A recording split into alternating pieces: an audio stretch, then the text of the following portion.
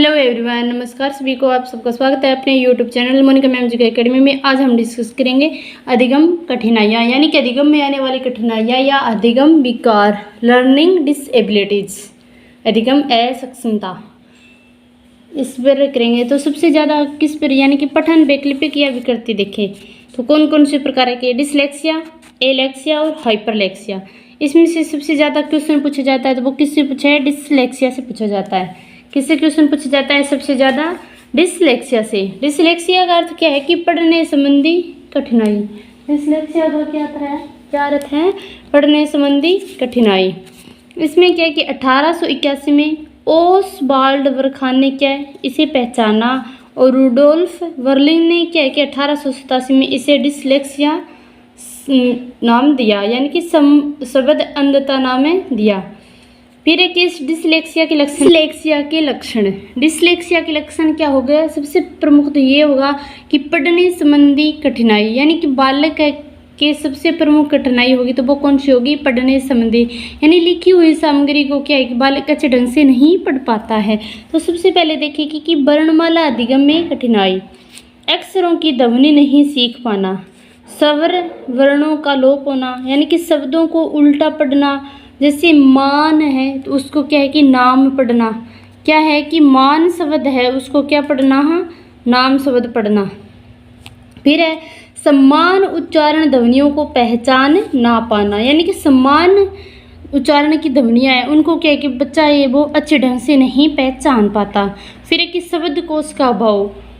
फिर है शब्दकोश का अभाव, यानी कि बच्चे के अंतर्गत है कि बहुत कम शब्द होते हैं, वो अच्छे ढंग से नहीं बोल पाता। फिर है कि स्मरण शक्ति कमजोर आना, यानी कि सोचने समझने की शक्ति है वो क्या है कि कमजोर होती है। फिर है हस्त कौशल निपुणता का अभाव, यानी कि अच्छे ढंग से बालक है वो नहीं तो अच्छे ढंग से बोल पाता, यानी कि पढ़ पाता, और नहीं वो क्या है कि अच्छे ढंग से लिख पाता। और न तो और कि ये है भी बटन बंद नहीं कर पाना, यानी कि अपनी खुद की शर्ट के क्या है कि बालक है वो अच्छे ढंग से बटन भी नहीं बंद कर पाता, क्योंकि कभी ऊंचे जड़ देता है तो कभी नीचे जड़ देता है। तो अगर ये मान लो कि आपको डिसलेक्सिया किसी बालक में दिखाई देता है तो उसकी हम परीक्षण कौन कौन से करें? तो सबसे पहले हमारा परीक्षण होगा बोर्डो test of reading spelling pattern, यानी कि बोर्डो test of reading spelling pattern. ये किसके द्वारा दिया गया? ये 1973 में एलेना बोर्डर के द्वारा।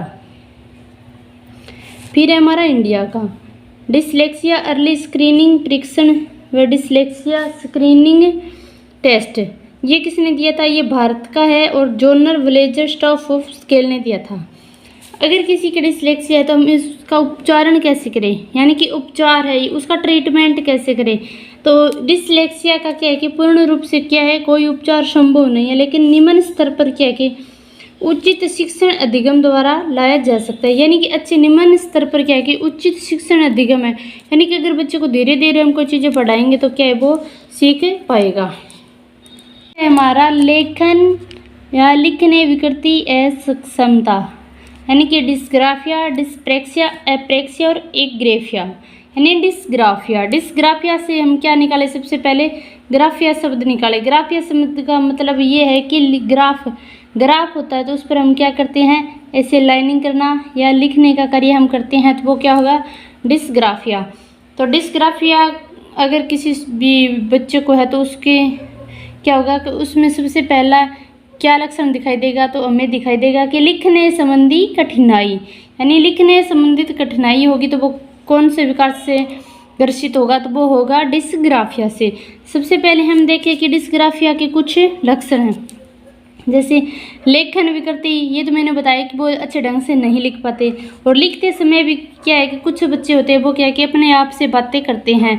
अशुद्ध लिखना, अनियमित आकार वाले अक्षर लिखना, यानी कि कई बार तो क्या है कि छोटे लिखने देना और कई बार क्या है कि बड़े बड़े अक्षर लिख देना, तो वो क्या है कि अनियमित आकार वाले अक्षर लिखना। फिर है कि लेखन सामग्री पर कमजोर पकड़ होना, यानी लेखन ये जैसे कि पेन से लिख रहा तो वो ऐसे से हिलना, अच्छे ढंग से नहीं लिख पाना। फिर अपठनीय हस्तलेखन और अपूर्ण अक्षर या अपूर्ण शब्द लिखना। तो इसका उपचार हम कैसे कर सकते हैं? यानी डिस्ग्राफिया का जैसे डिस्ग्राफिया, अगर किसी बच्चे को डिस्ग्राफिया है तो वो क्या है कि सा है, अगर सा शब्द है तो इसको क्या लिखेगा? वो वाज शब्द लिखेगा। अगर 20 शब्द है तो उसको क्या लिखेगा, वो डी लिखेगा। अगर 6 है तो उसको क्या लिखेगा, वो 9। तो क्या है कि वो शब्दों को भी नहीं पहचान पाता है और नहीं उनको अच्छे ढंग से लिख पाता है।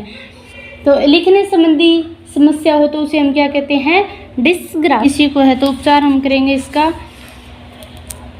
उपचार देखें तो सबसे ज़्यादा बच्चों को क्या है कि लेखन अभ्यास कराकर, यानी बच्चे को हम लेखन अभ्यास कराकर ही क्या कर सकते हैं, इसका उपचार कर सकते हैं, वरना इसके अलावा कोई भी उपचार नहीं है। यानी कि डिस्ग्राफिया का सबसे बेस्ट उपचार है तो वो कौन सा है, लेखन अभ्यास। कौन सा है, लेखन अभ्यास। नेक्स्ट है हमारा गणित असक्षमता या गणित विकृति, यानी गणितीय असक्षमता विकृति।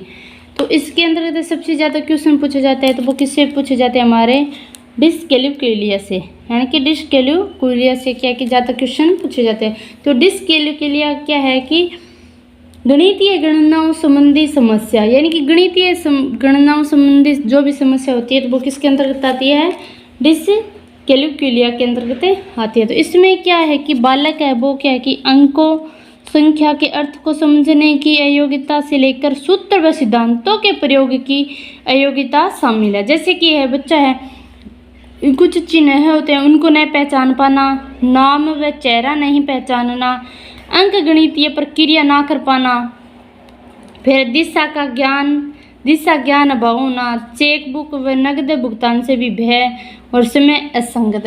यानी कि कुछ बच्चों में हम देख सकते हैं कि उनको भी 10 का या 20 का 50 का अगर हम नोट दे देते हैं तो वो क्या है कि उनको भी, यानी कुछ बच्चे है कि 10 का या 20 का पहचान पाती है। अगर हम 50 या 100 या 1000 या 2000 रुपये दे देंगे तो वो क्या है कि उनको नहीं तो काउंट कर पाएंगे और नहीं उनको पहचान पाएंगे कि इसमें से 50 का कौन सा है, 100 का कौन सा है, 500 का कौन सा नोट है। तो ऐसे कुछ बच्चे होते हैं कि वो उन चीज़ों को पहचान नहीं पाते। तो ये क्या है कि गणितीय गणना संबंधी कोई भी समस्या हो तो वो किस में आएगी, डिस्कैल्कुलिया के अंतर्गत है।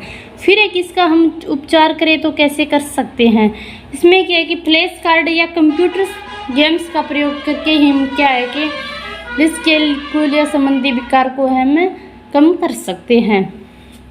इसमें क्या है कि भी आपसे ज़्यादा नहीं क्वेश्चन पूछे जाएंगे, यानी कि डिस्कैल्कुलिया दे देगा, डिस्ग्राफिया दे देगा, डिसलेक्सिया दे देगा, सिर्फ ऐसे ही क्वेश्चन आपसे पूछे जाएंगे। और इनमें से क्या है कि 1-2 लक्षण दे दिए जाएंगे कि भाई ये लक्षण कौन से का है, कि डिस्ग्राफिया का या डिसलेक्सिया का है। तो इससे ज़्यादा क्या है कि इस पार्ट से कोई क्वेश्चन नहीं पूछे जाएंगे, नॉर्मली इतने ही क्वेश्चन पूछे जाएंगे। नेक्स्ट है हमारा कि डिस्मोर्फिया क्या है कि भ्रम वाली स्थिति, यानी कि इस स्थिति के अंतर्गत क्या है कि बालक है कभी कभार हम देखते हैं कि मोर होता है, यानी मोर पक्षी को देखता है, लेकिन उसको मोर और मुर्गा ये दोनों पक्षी अगर बालक को दिखाया जाए तो क्या है कि वो उसमें क्या है कि भ्रम की स्थिति हो जाती है, वो उनको क्या है कि प्रॉपरली पहचान नहीं पाता है। कभी तो वो मोर को मुर्गा बोलता है, कभी मुर्गे को वो क्या बोलेगा, मोर बोलेगा, यानी कि भ्रम वाली स्थिति हो जाती है। फिर है कि डिस्फेसिया, यानी कि बोलने संबंधी विकार। डिस्फेसिया का मतलब है कि फेसिया का मतलब है, इसमें से क्या है कि हम फेसिया शब्द निकाल सकते हैं कि अगर कई बार हम देखते हैं कि कुछ अटक कर या कुछ अटक कर क्या कि बोलते हैं बालक है। जैसे हम आम भाषा में क्या कहते हैं कि कई बार तोतला बोलता है या हकलाकर बोलता है, तो उसे क्या है कि बोलने संबंधी विकार हो तो उसे हम क्या कहते हैं, डिस्फेसिया कहते हैं। उसे क्या क्या कहेंगे हम, डिस्फेसिया कहेंगे। फिर है डिस्थीमिया। डिस्थीमिया क्या है कि तनाव संबंधी विकार है। डिस्थीमिया क्या है कि एक तनाव संबंधी विकार है, यानी कि मानसिक तनाव संबंधी विकार है। कई बार हम प्रॉपरली देखते हैं कि एग्जाम है, वो कई बार बच्चे हैं क्या कि अच्छे ढंग से पढ़ाई नहीं करते हैं, लेकिन एग्ज़ाम के दौरान क्या है कि वे बहुत ज़्यादा तनाव कर लेते हैं, टेंशन में होते हैं अच्छे ढंग से, नहीं तो उन्होंने पहले पढ़ाई की और नहीं वो अब पढ़ पाते हैं, यानी कि मानसिक यानी मेंटली सिचुएशन है वो बहुत ज़्यादा डाउन हो जाती है। तो ये वीडियो कैसी लगी भी ज़्यादा से ज़्यादा शेयर करिए, लाइक करिए और कमेंट बॉक्स में अपनी राय जरूर दइए। और चैनल पर नए हो तो चैनल ने सब्सक्राइब करिए। जो चीज़ें मैंने बताई है भी उनसे ही क्वेश्चन पूछे जाएंगे, इससे अलावा 99% तो इनसे ही पूछे जाएंगे। अगर पॉइंट A1 भी अलग से पूछे जाए तो वो अलग बात है, वरना क्या है कि 99% क्या है कि जो मैंने इतनी चीज़ें बताई हैं उनसे ही क्वेश्चन पूछे जाएंगे, इनसे अलग कोई क्वेश्चन पूछे नहीं जाएंगे।